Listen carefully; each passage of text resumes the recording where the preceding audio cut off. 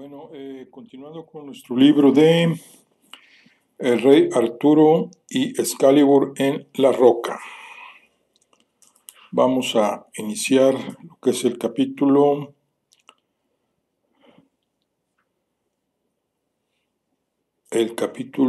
5.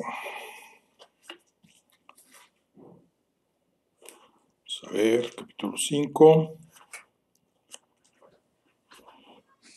que se llama La conjura de los 11.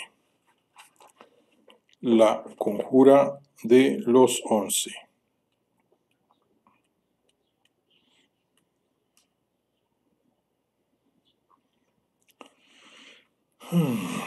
Bueno.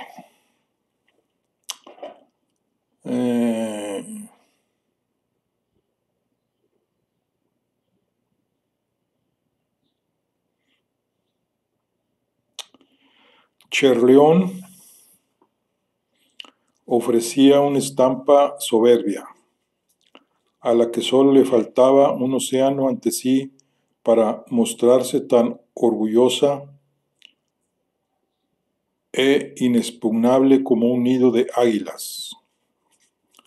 La fortaleza estaba erguida sobre el único promontorio de los alrededores, apoyada contra un lienzo de riscos de piedra gris recubierta de musgo, en el cual se clavaban sus altas murallas, de tal modo que no era fácil deslindar dónde terminaba la roca natural y dónde comenzaban los oscuros bloques tallados y apilados por la mano del hombre.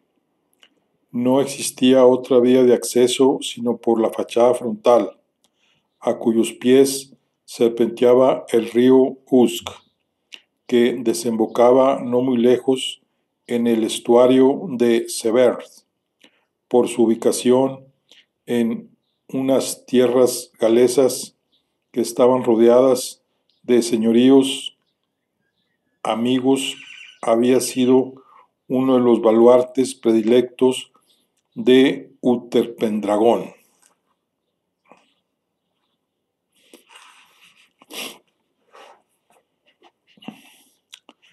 Desde su muerte, los guardeses y la guarnición permanente habían vivido en la incertidumbre, que sólo se alivió cuando vieron llegar una larga columna de caballeros con pendones de los leales al difunto rey, encabezados por el muchacho en cuyo cinto pendía la espada llamada Excalibur.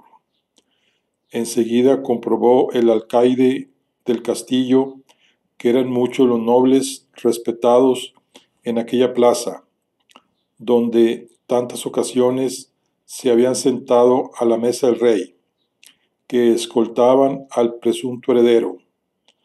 Todos explicaban con maravilla cómo lo habían visto sacar la espada de la piedra y también vuelto a clavarla. El alcalde aceptó acogerlos dentro de los muros por consideración a su antigua y fraternal amistad. Entretanto, Merlín había emprendido la labor de parlamentar con el arzobispo de Canterbury y los señores rebeldes para convencerlos de acudir al encuentro bajo el amparo de una tregua de Dios que había de garantizar la ausencia de hostilidades, puesto que quien más, quien menos, todos deseaban un arreglo. Al final había acabado consintiendo.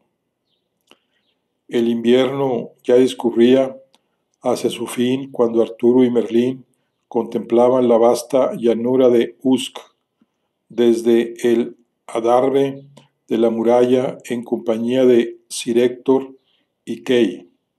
A vista de pájaro dominaba el paisaje, distinguiendo por sus divisas los campamentos que se montaban en la planicie para albergar a las partidas de los distintos señores. Observaban con inquietud que abundaban los que habían faltado a la condición esencial de la tregua. Venían acompañados por contingentes que eran algo más que escoltas, lo que dejaba adivinar sus intenciones si el concilio no se resolvía a su satisfacción. No parece el talante que se espera en un encuentro del que ha de salir la paz, comentó Kay. La apariencia es una poderosa arma de guerra, juzgó Merlín.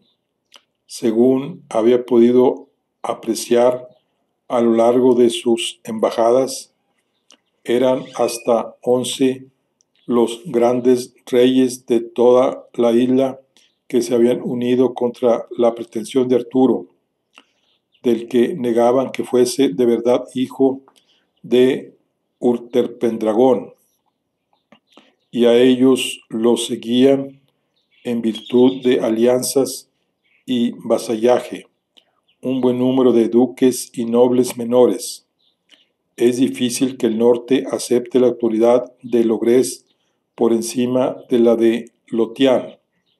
En cambio, hay muchos indecisos en Gales y Cornwalles, y aún más en las marcas centrales.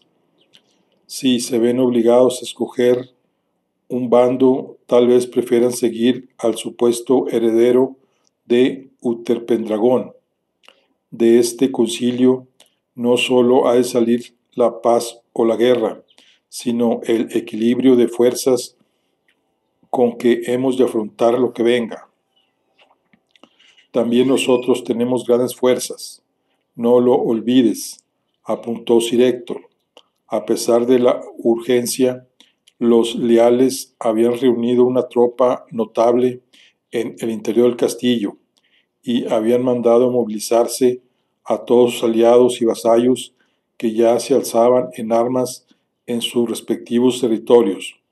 Por supuesto, concedió el mago, he vivido lo suficiente para saber que no hay guerreros más temibles que aquel que lucha por su señor, no contra un enemigo.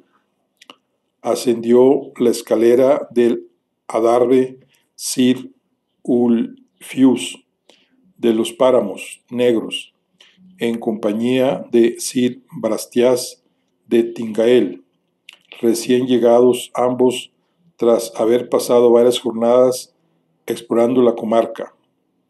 Hay más de lo que encuentra la vista desde aquí, advirtió el primero. El grueso de los huestes está oculto en los bosques del sur del río.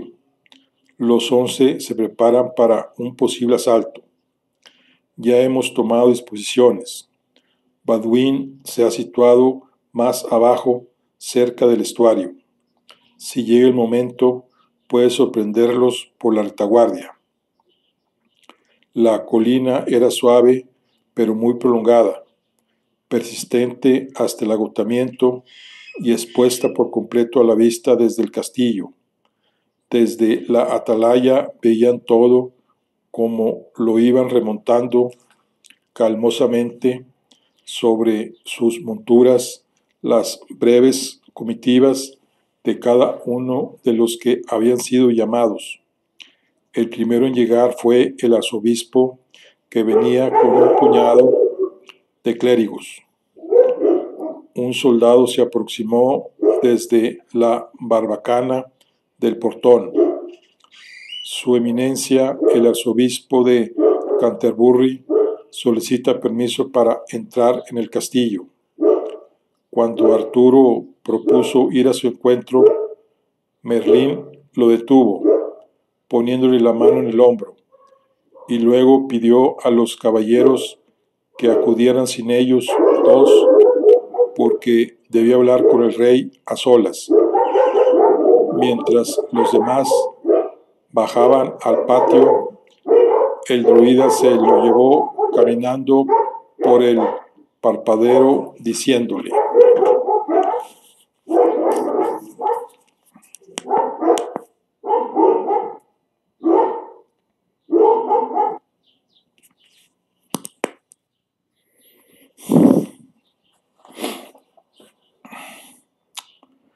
lo que vas a oír en la reunión de mi boca y la de otros no va a dejarte indiferente, pero has de mostrarte así cuando lo escuches. Has de ser una roca, el pilar sobre el que todo se sustenta. Piensa desapasionadamente. Intenta entender a cada cual, que lo mueve, que anhela, que teme, y no des vueltas a por qué el pasado fue como fue, pues no puedes cambiarlo. Tus suponentes querrán ensuciarte con sus propios excrementos, pero mantente limpio y por mucho que ellos lo nieguen, te habrás ganado su alma. Arturo quedó pensativo. Deseaba escuchar la declaración pública del druida y la temía al mismo tiempo. Bueno, Merlín, ojalá llegue algún día a ser el rey que ha soñado. El druida le sonrió. Ojalá siempre pudiera él ser el consejero que le hacía falta.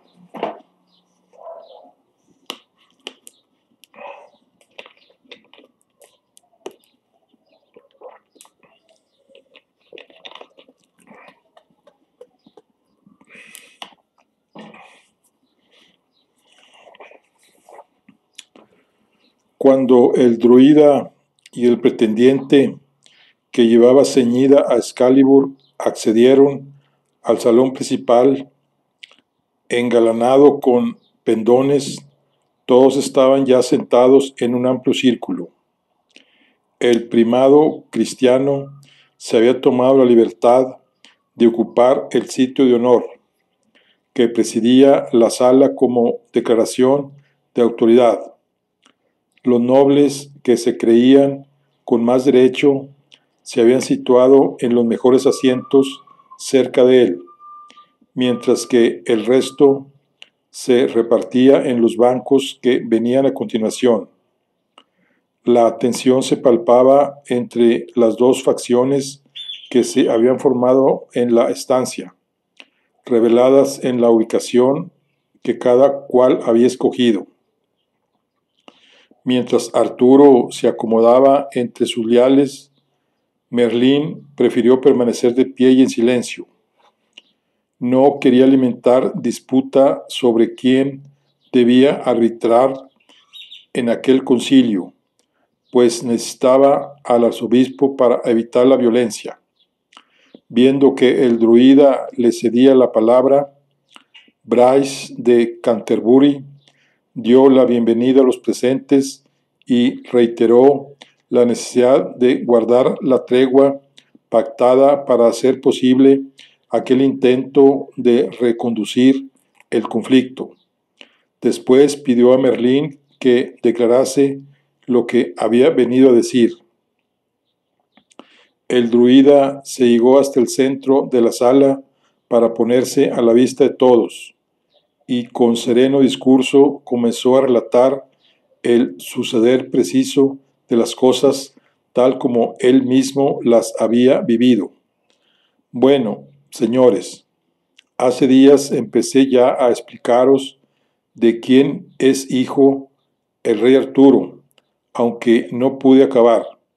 Pues bien, estad seguros, como os dije, de que es hijo de Utherpendragón, que lo engendró en Lady Ingraine cuando era un duquesa de Tintagel, la misma noche que el duque murió en combate contra el ejército del rey.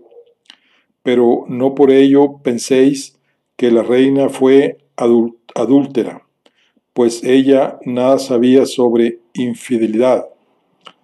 En todo momento creyó estar en brazos de su esposo. Así lo dispuse yo para cumplir la demanda del rey.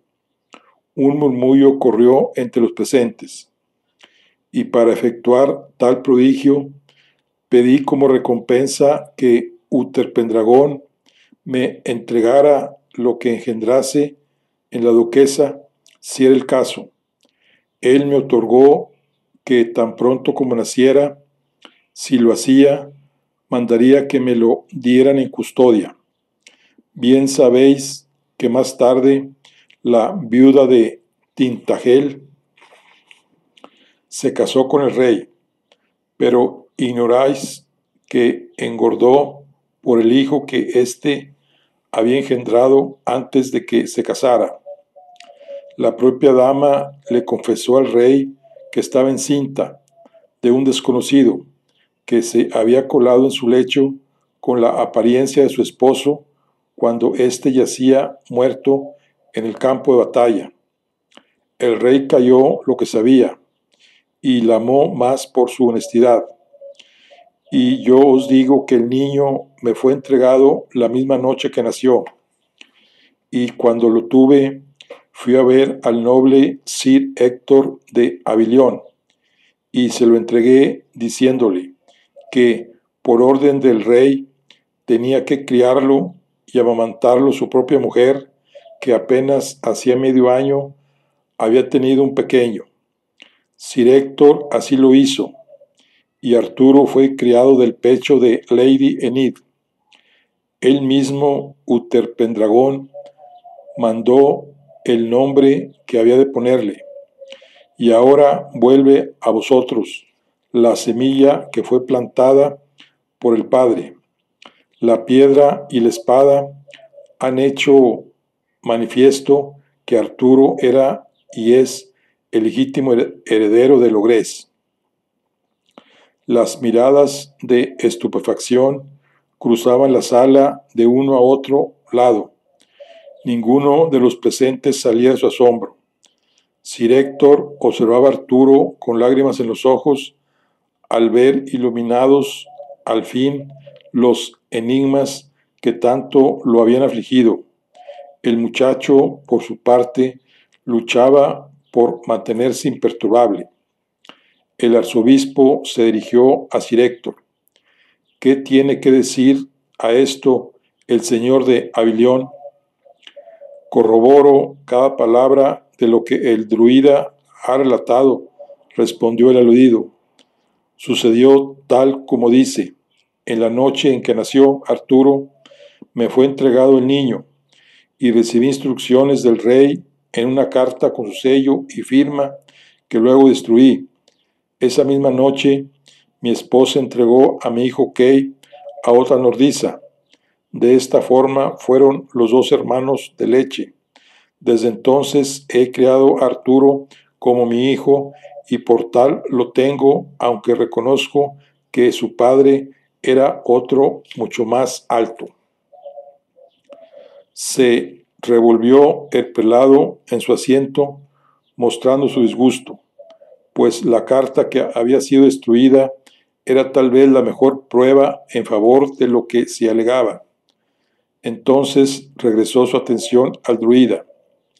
Si hubiéramos de creer tu historia, Merlín, dinos, ¿cómo pudiste conseguir que la duquesa tomara al rey por su esposo en la intimidad de su alcoba? Merlín suspiró, lanzó una mirada fugaz a Arturo, que escuchaba con el alma en vilo, empalideció, combatiendo contra sus propios sentimientos como él le había exigido. Por fin el mago confesó. En virtud de un encantamiento, apareció a los ojos de la mujer como su verdadero esposo. El ambiente se enturbió en la sala. La concurrencia se agitaba. Fantasías, dijo una voz, ante lo cual otros añadieron, y aunque fuera verdad, el chico sería fruto de la lujuria, tan solo un bastardo. Arturo encajaba todo aquello con la mayor entereza de que era capaz. Merlín prosiguió presentando sus razones cabalmente. Gorlois había muerto cuando el rey yació con la duquesa, quien por tanto ya era viuda. Los dos se desposaron antes de que Arturo viniese al mundo. El niño nació de los dos dentro del matrimonio. luego es legítimo. El rey Lot se levantó de su asiento. ¿Quién puede creer lo que diga este hombre? No pudo aguantar más Sir Ulfius, que había estado escuchando mientras pensaba si él también tendría que confesar. En vista de que el asunto no se aclaraba, se convenció de que el momento había llegado. Terció en la disputa, dando una voz mientras se levantaba, oponiéndose a Lot. Doy fe de que es verdad lo que dice. La pasión del rey por Lady Ingrain no requiere de gran prueba, pues era conocida, y en más de una ocasión yo mismo fui enviado por Utherpendragón en embajadas secretas con presentes para la dama, que nunca aceptó. Asimismo confieso que yo también acompañaba al rey y a Merlín la noche del engendramiento, y cuando llegamos a las puertas de Tintagel, nos franquearon el paso al ver en nosotros al duque, el chambelán Jordán y a Sir Brastias. Todos se volvieron hacia Sir Brastias de Tintagel, pues también se hallaba presente. Habiendo servido largos años al duque, luego mantuvo su fidelidad a la duquesa cuando fue reina y por fin a Utherpendragón. Ahora, alcanzada la madurez, comprendía que lo mejor era mantener la línea de sucesión. Como antiguo caballero de Sir Gorlois, lo confirmo, dijo, ante la sorpresa de muchos.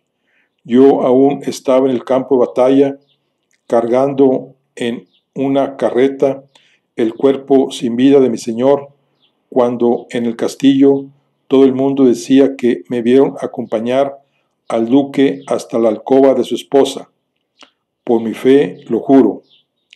Ante esta expresión de piedad, estallaron los exabruptos que en verdad eran debidos a la inquietud por la cantidad de testimonios que se acumulaban a favor del pretendiente.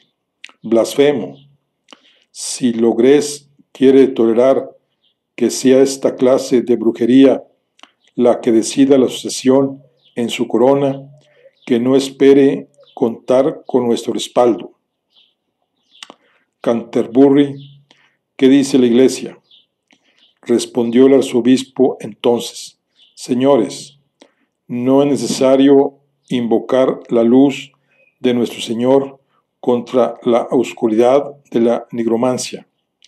Lo disparatado de esta narración basta para comprender que el único poder de Merlín es el de la imaginación.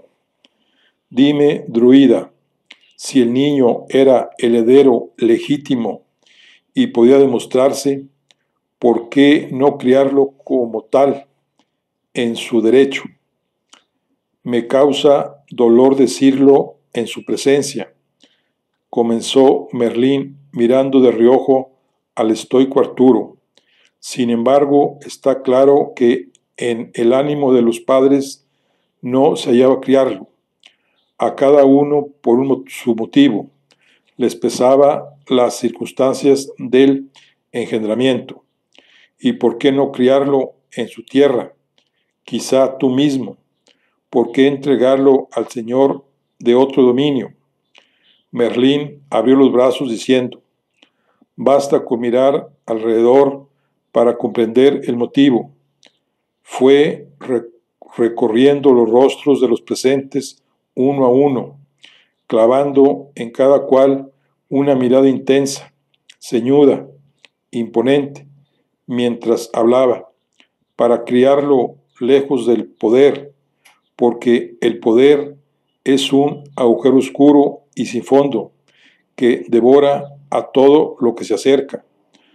Cuando más poder se tiene, menos se comprende el mundo que se debe gobernar, porque se invierte más tiempo en controlarlo que en entenderlo. Para el que tiene un martillo, todo es un clavo. Arturo se ha mantenido lejos del martillo hasta que ha llegado su momento.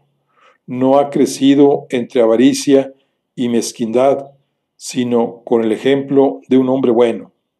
Se hizo el silencio ante tales razones, pues a todos enmudecieron.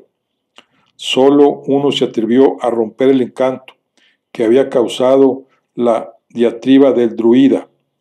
Lot de Lotián se encaminó hacia Merlín con gesto astuto. Si queréis verdad, pido que me escuchéis tan atentamente como habéis escuchado al hechicero. Ante la aquiescencia general, continuó: yo soy el único en esta sala que puede jactarse de no tener que probar su vínculo con el linaje de Utherpendragón. Mis hijos llevan la sangre de mi esposa, Lady Morgause, hija del duque de Tintagel, y Lady Ingrain, adoptada por Utherpendragón tras la muerte de su padre. No necesito historias de magia para seducirnos. Así es la verdad, clara y distinta, como la luz de la mañana. En efecto, este es el nudo del problema, refrendó el arzobispo. Merlín, ¿qué pruebas puedes presentar de tus afirmaciones? Las pruebas son el testimonio de hombres nobles y justos, respondió el druida. ¿Qué más es necesario? La carta con el sello del rey, dijo el prelado. ¿Podrías decir que la he falsificado?, repuso el mago.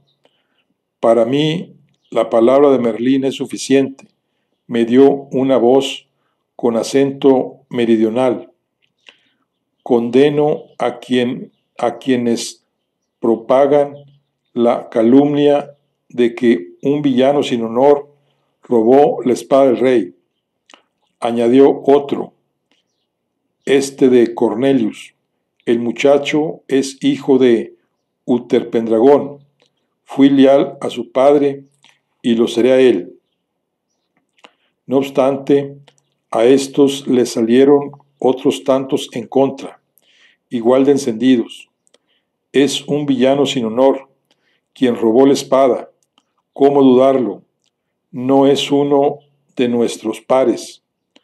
La espada es un truco del mago. Discutamos la sucesión entre los nobles con derecho a reclamarla. La oleada de proclamaciones se convirtió en una discusión de todos contra todos, sin orden ni concierto. Para los 11 y sus aliados nada tenía sentido, pues Arturo ni siquiera era caballero. El primado pedía sosiego, aunque en sus adentros su ánimo se alejaba cada vez más de Arturo y tendía hacia la posición aristocrática que le parecía la mayoritaria. Por su parte, el joven Arturo perdía la paciencia por momentos. En su pecho ardía la rabia por ver su intimidad expuesta y su nombre ultrajado. Apoyaba la mano en Excalibur, resistiendo el apetito de desenvainarla. Era la única arma que se había permitido en la sala por su evidente relevancia. Tal vez, pensaba él, lo que había de suceder ahí también estaba escrito, y aquel era el momento en que tenía que cortarles la cabeza a todos sus oponentes. Merlín lo miraba con el ceño fruncido, sospechando sus tentaciones. Con su mirada intentaba decirle que sería un error, el error definitivo, pues si violaba la tregua y desenvainaba a Excalibur, pediría incluso los apoyos más incondicionales. Sucedió que en medio del alboroto y los gritos, Sir Ulifus se llegó hasta Arturo y una vez delante de él le requirió con decisión: Arturo, es para mí un honor pedirte que te arrodilles ante mí. Enseguida adivinó el muchacho cuál era su intención y obedeció. Fue calmándose el escándalo a medida que todos se daban cuenta de que el pretendiente se hincaba ante el señor de los páramos negros. Arturo, hijo de Uterpendragón, prosiguió Ulfius, juras respetar con honor y lealtad la dignidad de caballero hasta la muerte. Lo juro. Sir Ulfius puso las manos pidiéndole que le entregara a Excalibur. Arturo lo miró fijamente a los ojos y, encomendándose a su buena fe, desenvainó la espada hacedora de reyes y se le entregó. Por el poder que me ha sido concedido, posó Ulfius la hoja plana de Excalibur, primero sobre un hombro de Arturo y luego sobre el otro. Yo te nombro Sir Arturo de Logres. Levántate, caballero, en el nombre de Dios. Muchos fueron los que se agitaron, indignados, exclamando que aquello era una ignominia y un ultraje al honor de la caballería. Mientras Merlín y Héctor intercambiaban luminosas miradas, estaban satisfechos. Por más que ladrasen los legítimos, aquello acallaría todas las quejas. Pero no fue así. Nadie contaba con lo que iba a suceder. Al lado mismo del arzobispo se alzó de su asiento un caballero que no había dicho palabra hasta el momento.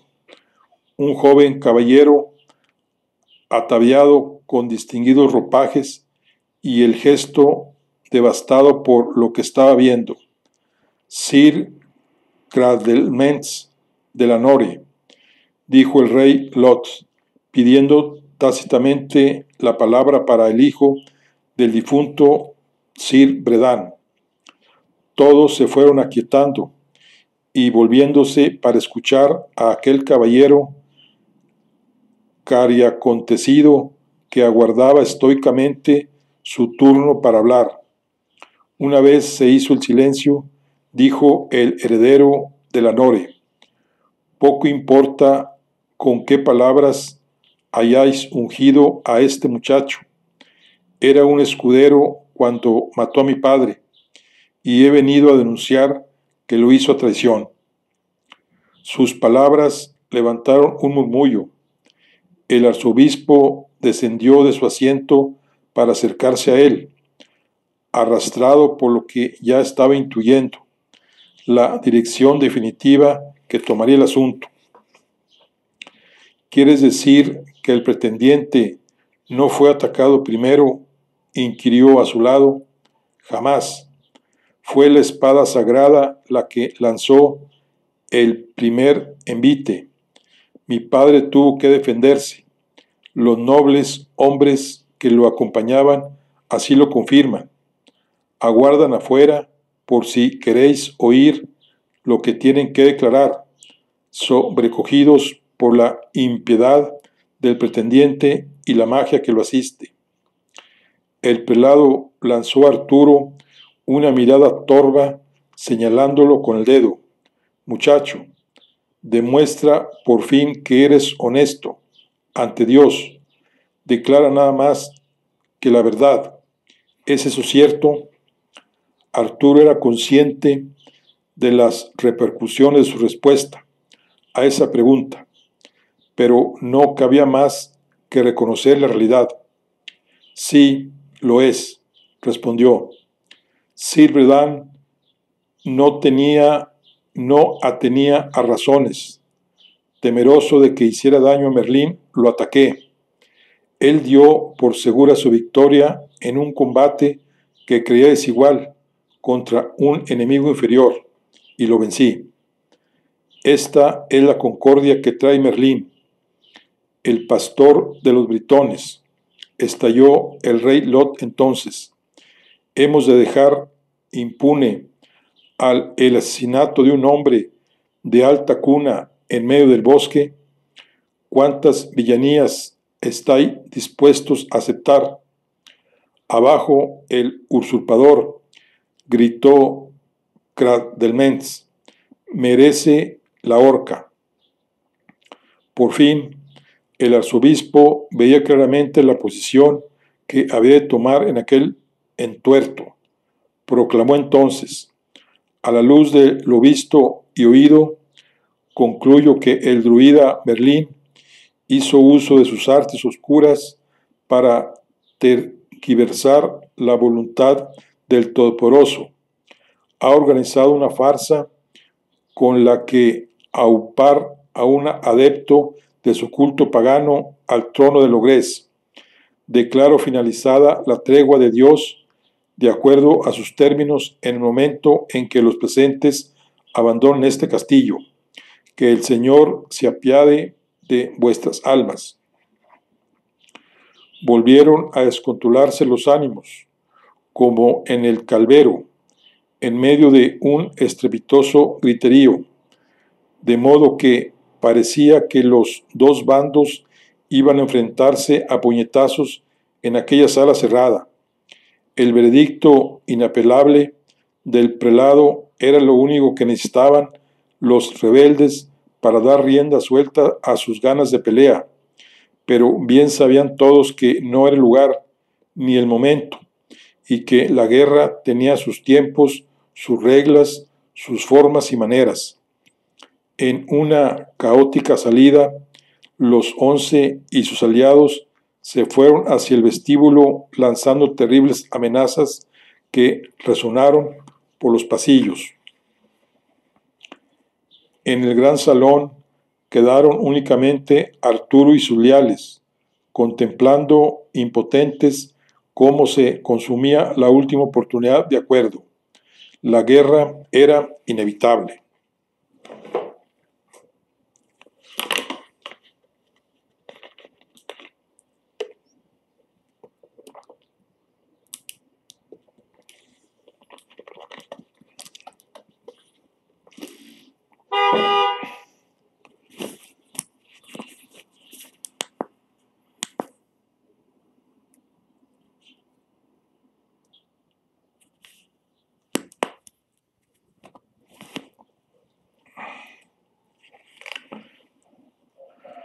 La caída de la tarde, las horas se sucedían frenéticas dentro de los muros de Caerleón para intentar tomar las disposiciones necesarias antes de que los insurgentes tuvieran tiempo de organizar un cerco.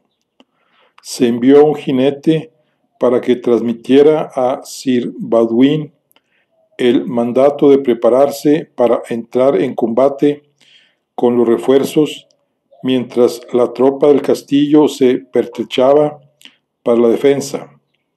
Los arqueros se desplegaban en el frente de la muralla y la guardia se reforzaba en la barbacana sobre el portón. Desde la galería que dominaba el patio, bajo un cielo cargado que amenazaba tormenta, los señores más principales entre los seguidores de Arturo discutían la estrategia más oportuna.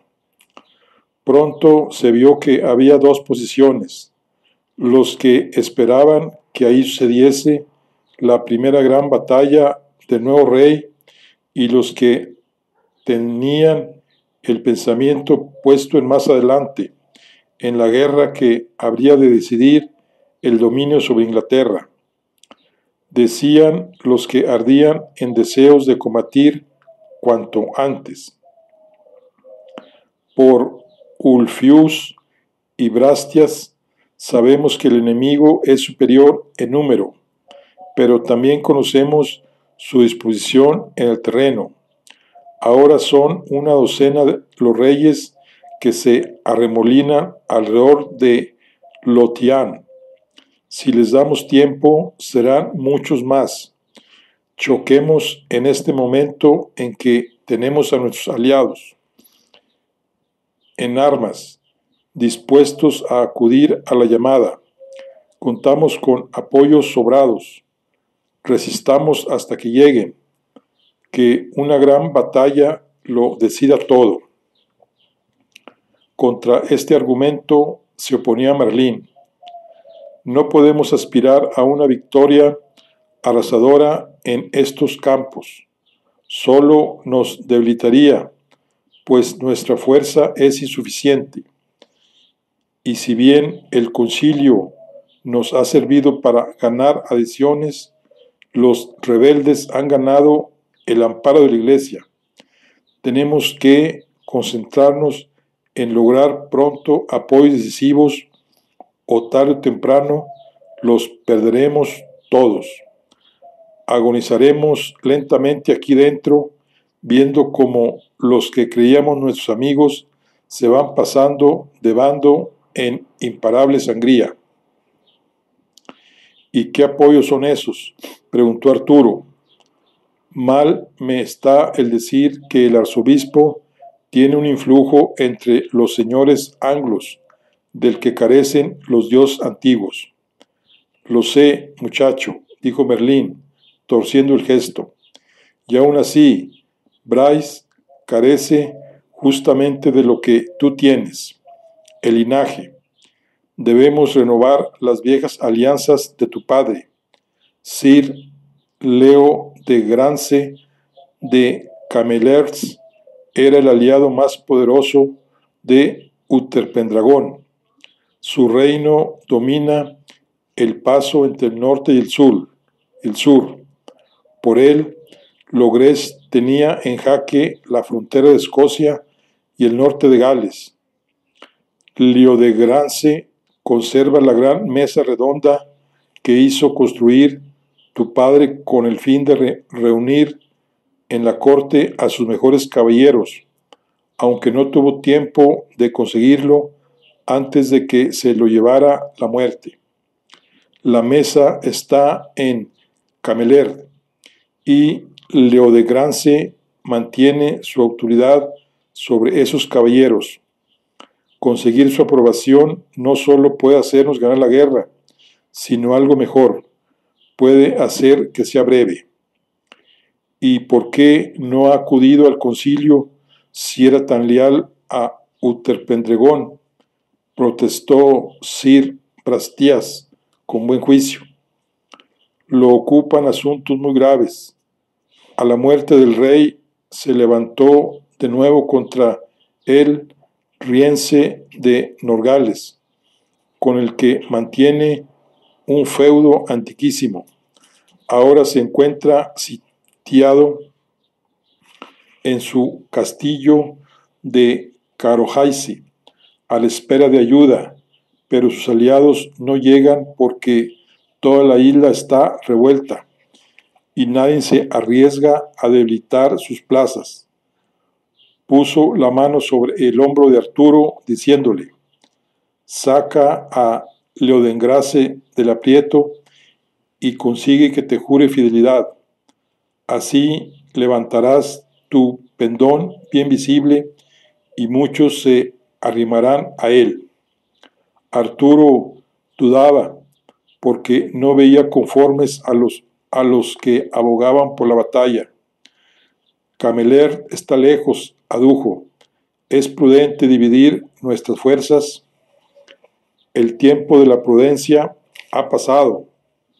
Es tiempo de arrojo, pero no para ir en busca de una muerte atolondrada, sino del desenlace menos gravoso. Caerleón resistirá. No es fácil de tomar, y mientras tú viajas al norte, yo cabalgaré al sur y cruzaré el mar hasta Bretaña la Menor. Utherpendragón tenía una estrecha amistad con los reyes Van de Benoit y Bors de Gaunes, dos hermanos que le deben la paz en sus reinos. Son formidables guerreros y cuentan con valiosos caballeros y tropas numerosas a su servicio. Su gran adversario, el rey Claudás de Gaula, está débil y no es ahora una amenaza. Creo que puedo convencerlos para que se embarquen en ayuda del hijo de su viejo amigo y protector. Arturo tenía ya pocas dudas de que aquel era el camino cierto. Observaba, sin embargo, a los valederos del choque inmediato, que aguardaban su decisión, y no quería que pensasen que se doblegaba fácilmente al criterio de otros. Por su lado, Sir Héctor sospechaba que justamente esos eran sus pensamientos, y se decía que verlo vacilar era peor. Dijo entonces solemnemente, queriendo ayudarlo: Rey Arturo, habéis oído los consejos de unos y otros, pero vuestra es la última palabra. Arturo le devolvió un saludo cortés que era tanto la formalidad debida como un secreto agradecimiento por su auxilio. Quienes hoy son mis enemigos deberían unirse otro día conmigo en la causa común del acuerdo. Es preciso evitar una masacre que a nadie le será de provecho, afirmó lleno de contagiosa convicción. Iré a Quemelers mientras Merlín viaja a tierras bretonas. Entre tanto, guardad bien Caerleón para que tengamos un lugar al que volver. Así sea, dijo Sir Héctor.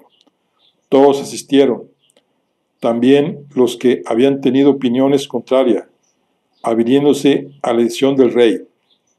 Cuando más tarde se dispersaron, habiendo discutido los detalles, ya cada uno sabía lo que tenía que hacer.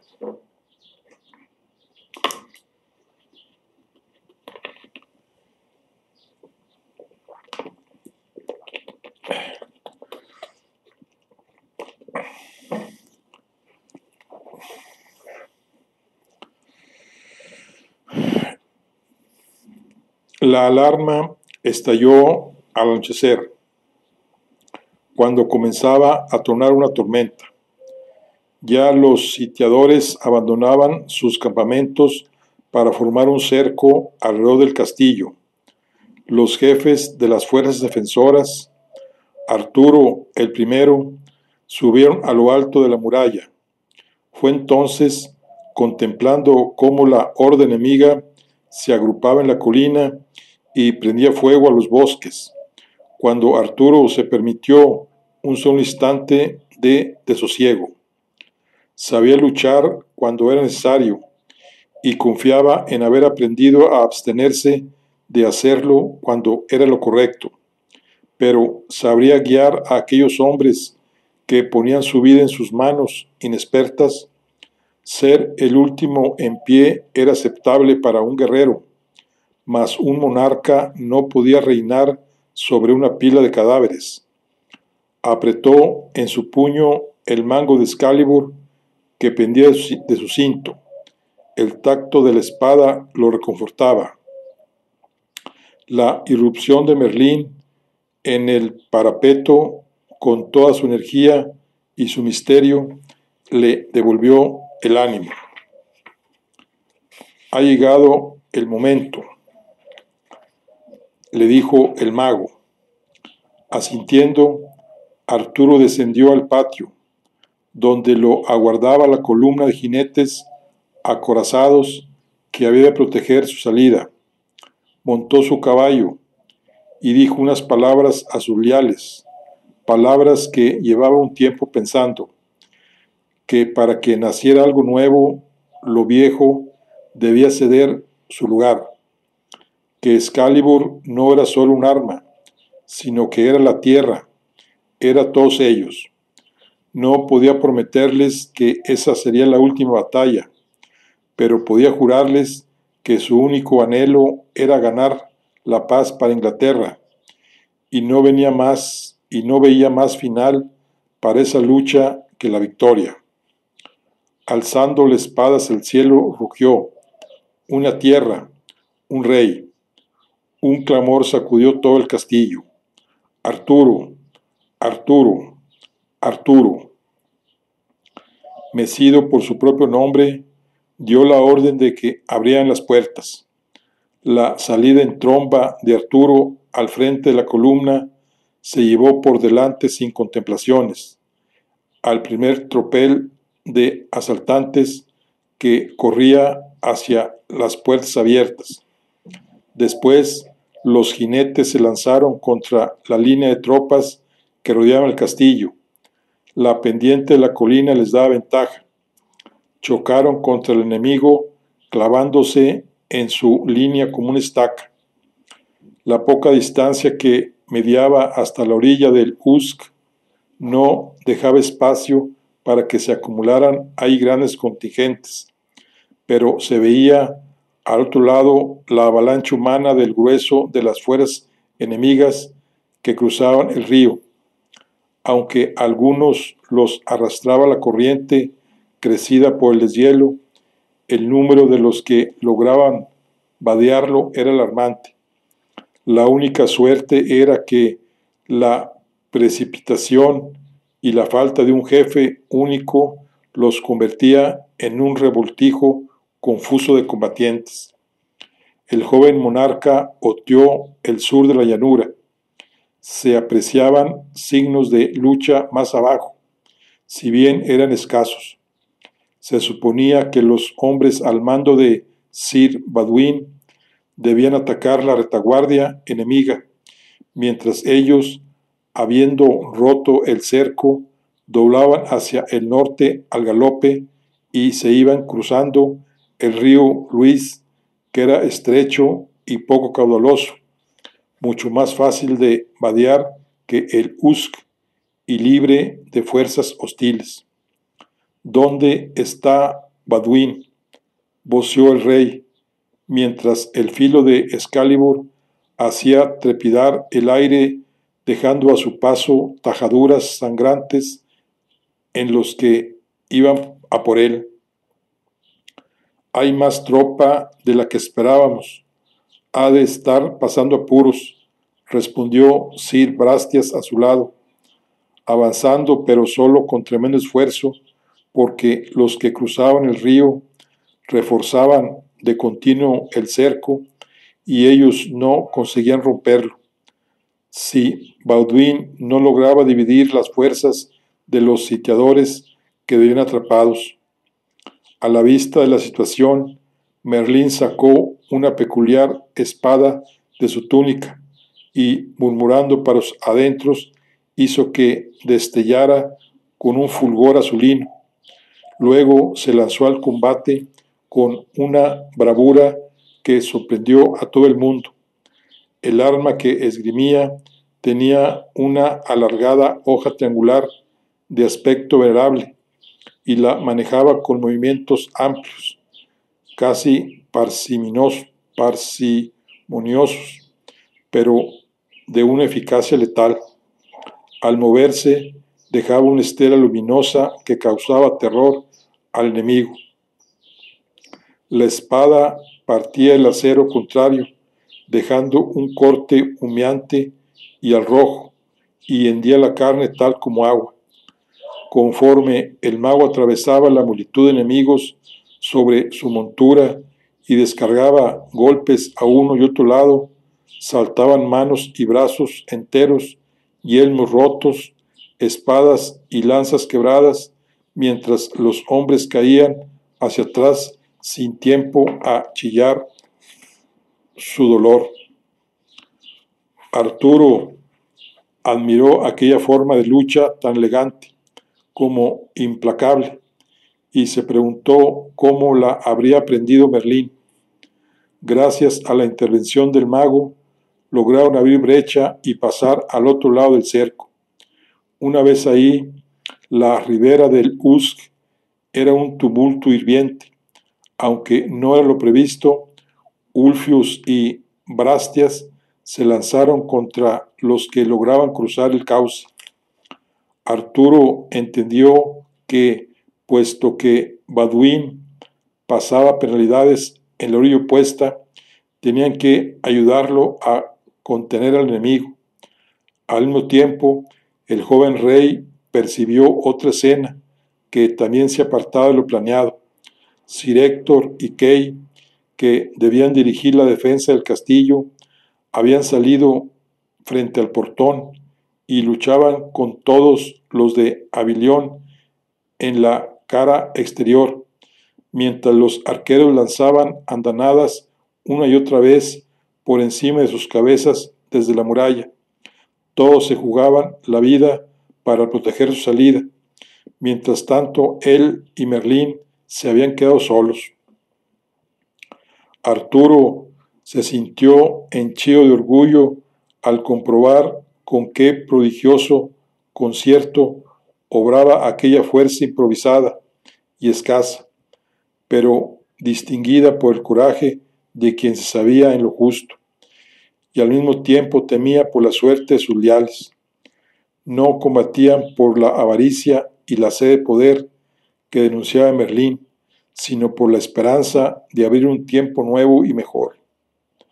Le afligió la idea de que su vida se salvase a costa de la destrucción de aquella plaza, de su familia y de quienes tan generosamente lo respaldaban. ¿Qué hacía deteniéndose en meditaciones? No podía perder más tiempo.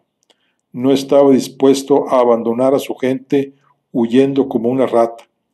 ¿Qué clase de rey sería el que comete deserción en su primera batalla, puesto que no había hecho mérito alguno para empuñar Excalibur? Era hora de demostrarse merecedor de ella. Cuando Merlín vio que no torcía hacia arriba en busca del río, Luis le gritó: Arturo, al norte, pero fue inútil. Decidido, el joven rey sacudió las riendas de su montura y se precipitó hacia la corriente del Usk, abatiendo con el acero de Excalibur a quien pretendía detenerlo.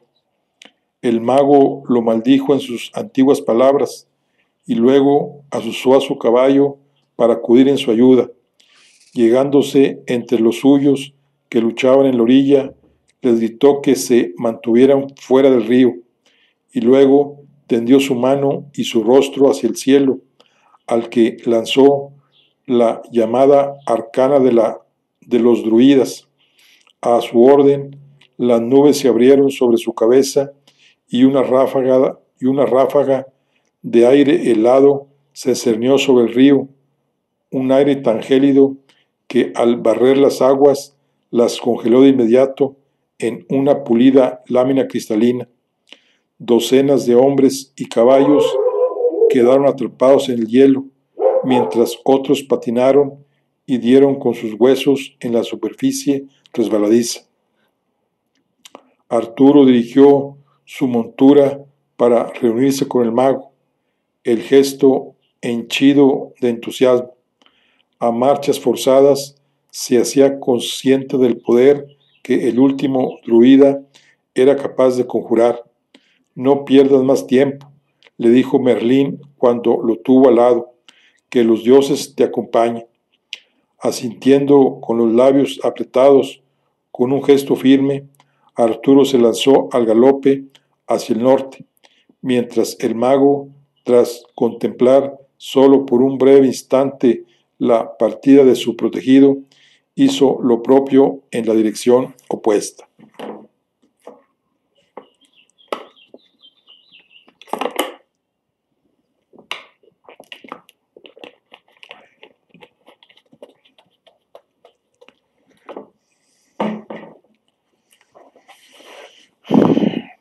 La alborada encontró a Arturo galopando furiosamente.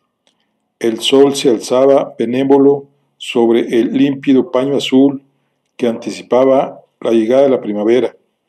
Parecía una mañana como cualquier otra, y sin embargo, para él, aquel día era diferente a todos los demás. Después de su bautismo de sangre, podía decirse que era verdaderamente el amanecer de su reinado.